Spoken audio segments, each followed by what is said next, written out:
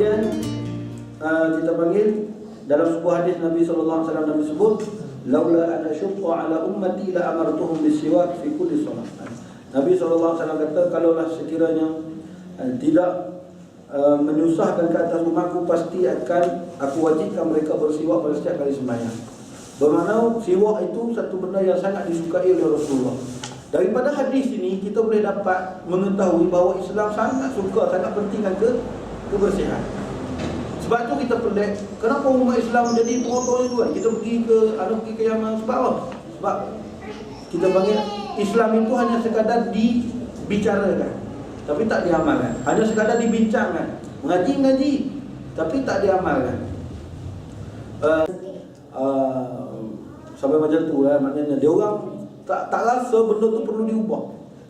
Jadi sebab tu kan, kita panggil dalam diri kita ni kena ada sikap apa? Sikap maknanya ingin kepada kebaikan.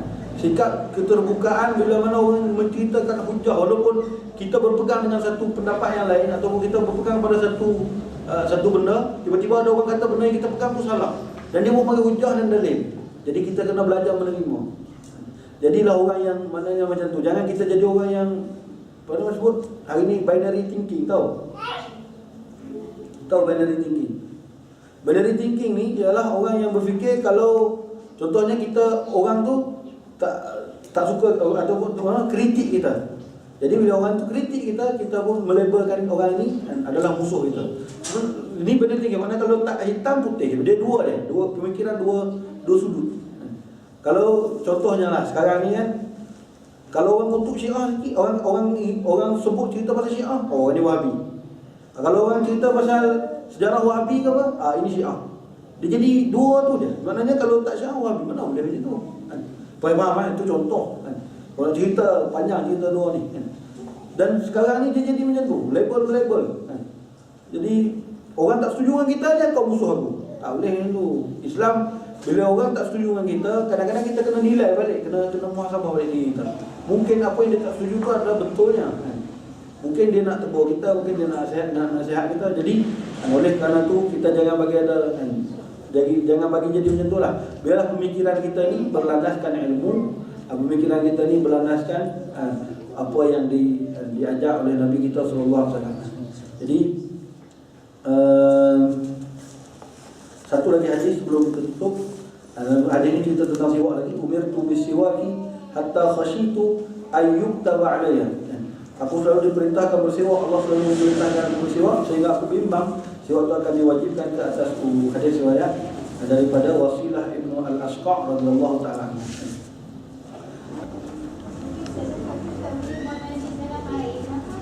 Air buang najis dalam air yang tenang. Maknanya dalam hadis Nabi larang kita buang najis dalam air yang tenang. Sebab apa? Satunya air yang tenang ni ialah kita panggil apa? Dia najis dia tak berak. Dia akan mengotorkan tempat tu. Okey, kalau dalam tandas tadi, dalam jamban tadi kan, saya sebutkan dalam jamban sebab ada air dalam tu kan. Sebab air ni suci. Air ni bersih. Air ni tempat kita minum.